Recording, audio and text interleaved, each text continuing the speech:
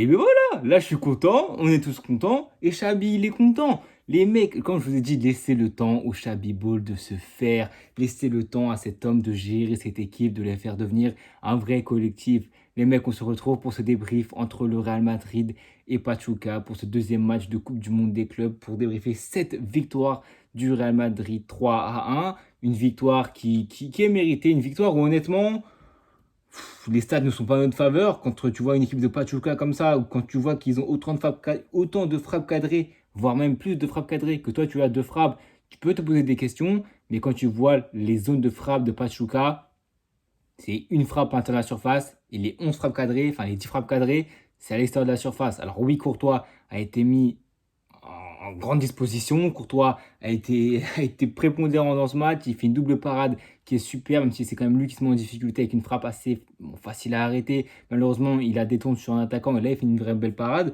Il a quand même subi beaucoup d'occasions, même si c'était quand même des occasions qui étaient lointaines. Il fallait rester concentré, il fallait rester concerné. C'est pour ça que pour moi, il a fait un très très bon match. Bellingham a eu le trophée d'homme du match.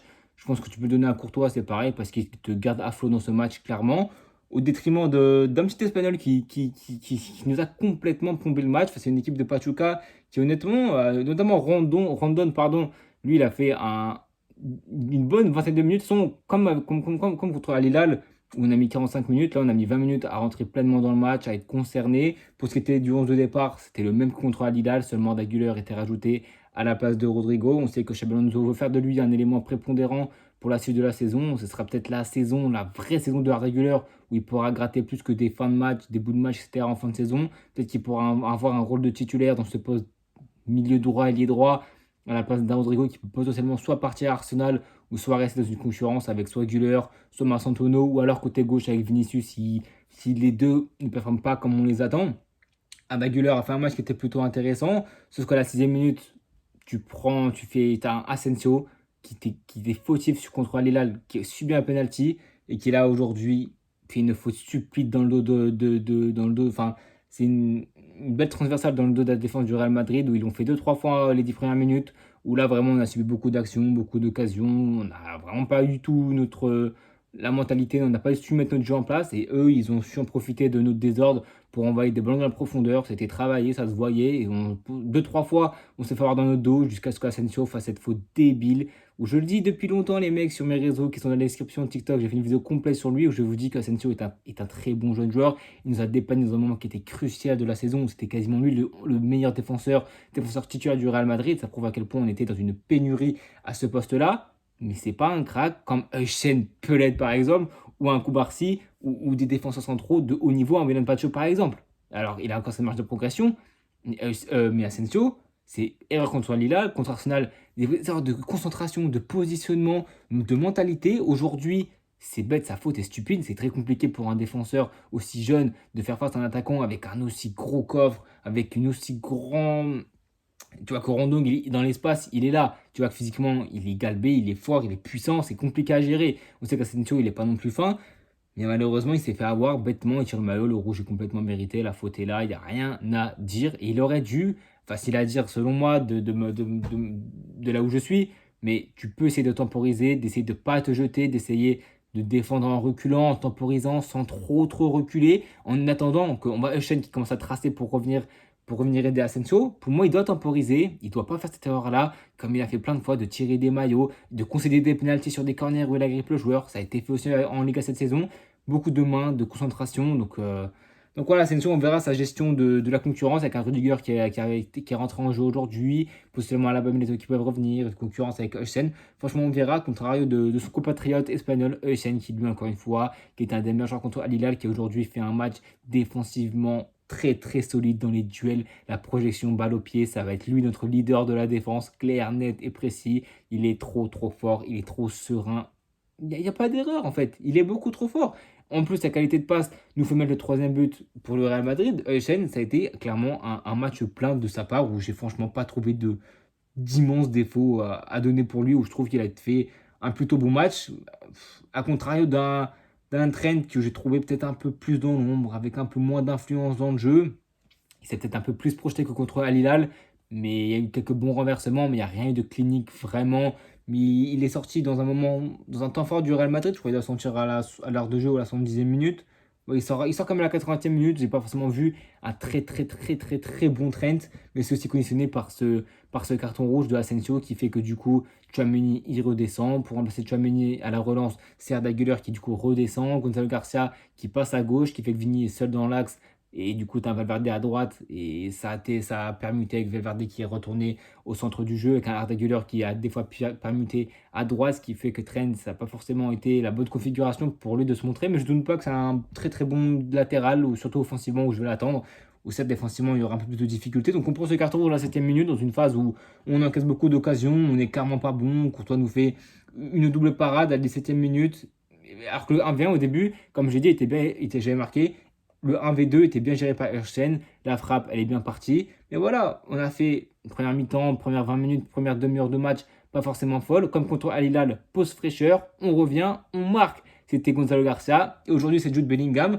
Où là, offensivement, j'ai trouvé que nos contres et j'ai trouvé que nos buts étaient tous bien menés, étaient tous bien construits, étaient tous bien réfléchis. Je trouvais qu'avec le ballon, on arrivait à poser le jeu, à alterner entre contre rapide, savoir poser le jeu, une séquence de passes. Et là où on a eu tant de défauts la saison dernière, où quand tu as le ballon, tu ne sais pas forcément quoi en faire, surtout quand tu as un bloc bas en face de toi ou dans le dernier tiers, tu n'as pas d'idée. Là, tu as un Arda Güler qui te facilite le jeu, tu as un Brahim aussi, tu as un Bellingham, tu as un Euchen qui peut perforer la défense, un Trent dans une autre mesure avec le ballon au pied et les passes qui peut t'apporter. Et on a vu aujourd'hui les 11 techniques, cette fois à la 34e minute, avec une très belle déviation de Gonzalo Garcia. Au début de l'action, c'est Valverde qui met la balle à Gonzalo Garcia, le petit jeune de la Castilla qui remplace Mbappé, qui te met une belle, magnifique déviation, super pour Fran Garcia, qui j'ai trouvé qu'encore une fois fait pas un excellent match, mais je trouve qu'il a été meilleur contre Al Hilal. Pas dur, il a monté en puissance dans son match, il a été intéressant offensivement, mais défensivement, il est toujours pas au niveau, vu que Carreras débarque, que Grimaldo débarque. Il fait quand même une bonne percée, Fran Garcia. Il a des cales à Bellingham qui s'engouffre dans l'espace. Et quand il est comme ça, quand il est lancé dans les abords de la surface, tu sais qu'il est inarrêtable. Et il finit pied gauche sur le seul frappe cadré à ce moment-là pour le Real Madrid. Une frappe cadrée, un but, alors que Pachuca était sur 5 frappes cadrées en première mi-temps. On termine la première mi-temps avec 2 frappes cadrées, avec ce but de Bellingham et le but à la 43e minute de Arda Güler, où encore une fois, c'était, premier but, c'est une phase en 2-3 touches de balle, 2-3 passes, un simili contre rapide très bien mené. Pour le deuxième but, c'est une superbe séquence collective qui arrive au bout de 7, 8, 9, 10 passes où Pachuca sont dans leur zone, sont bien compacts. Ça passe de droite à gauche, de gauche à droite. Ça part pour Vinicius qui envoie un bon ballon, un bon renversement de jeu pour Trent, qui trouve dans la surface Gonzalo Garcia, qui a l'intelligence de mettre la remise pour un Arda Güler qui contrôle pied gauche, frappe pied droit. Franchement, Gonzalo Garcia, il a fait un superbe match aujourd'hui. Même s'il n'est pas buteur, il est prépondérant dans le premier but, passe décisif au deuxième but et quelle passe décisive. Franchement, lui, il faudra donner des minutes. Et on a vu qu'avec Victor Munoz notamment, il n'a pas hésité à donner des minutes chez Alonso. On sait que c'est un mec qui compte beaucoup sur les jeunes. Donc, hâte de voir la progression de Gonzalo Garcia, de Arda Güler aussi, parce qu'on sait que c'est un élément que Xabi Alonso veut qu'il soit prépondérant. Je pense que c'est évidemment le bon choix pour lui, parce que Arda Güler a un talent waouh, générationnel. On sait que c'est un mec qui techniquement, qui balle au pied, a un truc en plus. C'est clair, c'est net, ça se voit. Maintenant, il faut voir dans quelle configuration il va le faire jouer, dans quel poste, dans quelle zone du terrain. On sait qu'il est fort dans le cœur du jeu, il sait qu'il aime bien toucher des ballons. À droite, c'est pas forcément son. Il n'est pas forcément très très à l'aise à droite. Donc on sait, Xabi je pense qu'il le sait, tout le monde le sait.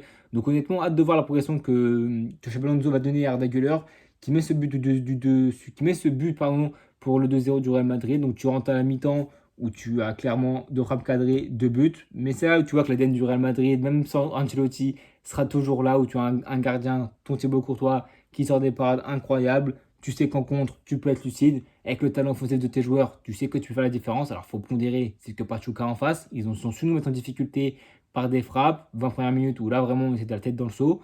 Mais on a su, la 20e à la fin du match, la 30e, du but de Bellingham à la fin du match. Et surtout, comme contre Lille à la deuxième mi-temps, où j'ai trouvé que là, par contre, on a clairement été bon. Même si en deuxième mi-temps, les stats penchent du côté de Pachuca. 6 frappes cadrées en deuxième, 0, 1 but. Et nous, une frappe cadrée en deuxième, 1 but. On termine le match avec 8 frappes, 3 cadrés, 3 buts. Le pragmatisme à la Real Madrid avec un but à la 70e minute qui arrive, et encore une fois très bien construit. Courtois pour Euchen qui envoie dans la profondeur, Vinicius qui temporise, qui fait le bon choix, qui décale Valverde, qui décale à Brahim. Valverde poursuit sa conduite de balle. Brahim lui met dans le bon tempo, dans la bonne zone, dans le bon moment. Et Valverde, il s'arrête pour marquer le but du 3-0 à la 70e minute. Un Valverde qui, je pense, aurait pu être homme du match, qui, je trouve, a fait un match qui était plutôt intéressant. Moi, je trouve que collectivement, le Real Madrid a été très fort, même en deuxième mi-temps. On a su voir ce que Xabi Alonso voulait imprimer à ce Real Madrid. Un Vinicius Junior qu'on déplore, je trouve qu'aujourd'hui, il fait un match qui est plutôt intéressant. Il y a eu évidemment des pertes de balles, des choix qui auraient pu être mieux faits, mais je trouve qu'il ne s'est pas forcément entêté dans ses erreurs. Je trouve qu'il a su faire quand même les bons choix, surtout en deuxième mi-temps. C'est pas encore le Vinicius qui traumatise le latéral, c'est pas encore le Vinicius qui prend des risques. Il a su, voilà, deux, trois moments frissons, mais voilà, un match de Vinicius, c'est un match qui doit faire un minimal à tous les matchs. Là, il l'a fait, tant mieux. Il doit faire beaucoup mieux, mais là, il est déjà bon, il est semi-passeur décisif. Il a été quand même impliqué dans le jeu, donc je trouve que Vinicius a fait un assez bon match, tout comme Valverde. Après, voilà, c'est le collectif qui a fait un bon match. Je pense qu'évidemment, les moins bons joueurs ont été évidemment Asensio qui prend un rouge à la 7e minute. Fran Garça qui était peut-être un peu d'ombre, mais qu'offensivement s'est montré. Et oui, je trouve que collectivement, on a fait un plutôt beau match. Alors, on encaisse ce but qui peut être évitable, mais je pense que bon, Pachuca, il termine ce match avec 11 frappes cadrées. Alors, même si c'était des frappes lointaines, comme je l'ai dit, à un moment donné, Courtois va pas pouvoir tout arrêter. C'est une frappe de Montiel, je crois. Je crois que c'est Montiel. Ouais, Montiel qui met une frappe avec Montiel. C'est Tchouaméni qui détourne le ballon contre-pied sur Courtois, malheureusement. On finit du coup ce match. On finit du coup, je sais pas si on finit premier ou pas de ce match parce qu'il y a Salzbourg qui vont jouer contre Al Hilal. Je vais vérifier ça tout de suite dans ce groupe. Je crois que c'est le groupe E ou le groupe F si je ne me trompe pas. Bon, j'arrive pas à le voir, mais ah si, voilà. Tac, tac, tac, le classement, il est là, il est sous mes yeux. Donc ouais, on est du coup, voilà, on est, tac, tac, tac, on est pour l'instant premier. 4 points, un point d'avance sur Salzbourg qui joue contre Al Hilal. Sachant que notre groupe est en concordance avec le groupe G, Juventus, Wydad, Al Ain et Manchester City. Si tu es premier, tu affrontes le deuxième qui est à l'heure actuelle et City qui vont jouer à 3 heures contre Al Ain. Donc franchement, rien n'est encore fait. Ce qui est sûr, c'est que tes concurrents pour la huitième de finale sera très compliqué. Un City avec beaucoup de recrues. Ou alors avec un Juventus qui a Igor Tudor, franchement, ça fait de très très très bonnes choses. Ça a mis un 5-0 à Al Ain, ça a mis un 4-1, je crois, à Wydad avec un doublé de Kennedy ils disent.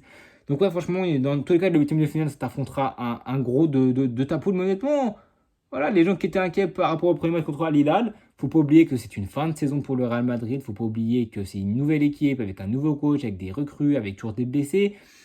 Voilà, on a vu aussi des trucs comme quoi ils voulaient mettre Camavinga dans un rôle prépondérant à la relance. Je pense que ça peut être aussi impactant. Alors, tu as beaucoup de talent, donc il faut voir comment tu articules ton équipe. Si tu restes sur une défense à 4, l'arrêt de Antonio aussi. Tu prends un nouveau milieu de terrain, l'arrêt de Carreras aussi. Donc voilà, c'est pour ça, il ne faut pas avoir des conclusions hâtives. Le mercato n'est même pas encore terminé. La saison n'est même pas encore terminée. Il faut rester, il faut doser, il faut éviter les blessures évidemment, mais il ne faut pas tirer de conclusions hâtives. Là, je verrai la saison prochaine. De toute façon, faut qu'on pondère nos propos. Moi, je suis très confiant quant à Xabi Alonso, de ce qu'il peut apporter au Real Madrid, si les joueurs l'écoutent. Alors oui, il y a des imbroglios entre les joueurs, entre Rodrigo, Vinicius, Bellingham, Mbappé. Il y a beaucoup pas de tension, de friction, je pense pas à ce point-là. Mais il y a des questions qui se posent quant à l'avenir de Rodrigo. On sait je pense honnêtement qu'il va partir. Je pense qu'avec l'envergure que veut donner Xabi Alonso à Arda Güler, je pense que Rodrigo n'aura plus sa place. Sachant que Mastantuono arrive aussi dans un profil qui peut ressembler un peu à Arda Güler, mais peut-être un peu plus la qualité de projection. Donc ouais, franchement, il y a cette saison, les gars, c'est pour ça, le Chablis Ball, il faut laisser le temps au Chablis Ball de se connecter, aux joueurs de comprendre. Courtois l'a dit après le match contre Al Hilal, après 4 ans avec Courtois, c'est un nouveau football qui découvre. Un football tactique. Pour certains, c'est la première fois. Fran Garcia, c'est la première fois. Bellingham, bon, il a connu avec le Borussia Dortmund. Mais voilà, c'est une nouvelle façon de voir le football. Donc en tout cas, on espère que ça prendra forme le plus tôt possible. En tout cas, les mecs, donnez-moi vos avis en commentaire de ce que vous avez pensé de ce match, de ce que Xabi Alonso a proposé, de ce que les joueurs ont proposé, aussi bien collectivement qu'individuellement. Moi, je trouve que les trois tops du Real Madrid, Thibaut Courtois, Huysen et Valverde, même si Güler a fait un bon match, Bellingham aussi. Globalement, le collectif du Real Madrid a fait un bon match et c'est pour ça qu'il faut plus parler de collectif que d'individualité. Les joueurs, il faut qu'ils sachent que quand ils arrivent au Real Madrid, c'est pour briller pour le Real et pas pour briller en étant la star du Real Madrid, en étant le joueur du Real Madrid. Il faut que ce soit un collectif et Xabi Alonso, je pense qu'il va leur faire comprendre que si on ne joue pas en équipe, si chacun pense pour soi, c'est les fondamentaux. mais on n'arrivera à rien. Malheureusement, le football est un sport qui est de plus en plus collectif, où tout le monde doit faire les efforts dans le même sens, tout le monde doit regarder de l'avant et pas forcément regarder ses intérêts personnels, aussi bien pour le ballon d'or que pour le soulier d'or. Si tu fais les efforts collectifs et que du coup tu proposes ton équipe dans les meilleures places en Liga, en Coupe du Roi, en Super Coupe d'Espagne, en Ligue des Champions, les trophées, ils viendront individuellement pour toi. Maintenant, il faudra voir évidemment pour Ballon d'Or, etc. Même si bon, cette année, ce ne sera pas pour le Real Madrid. En tout cas, je m'éparpille.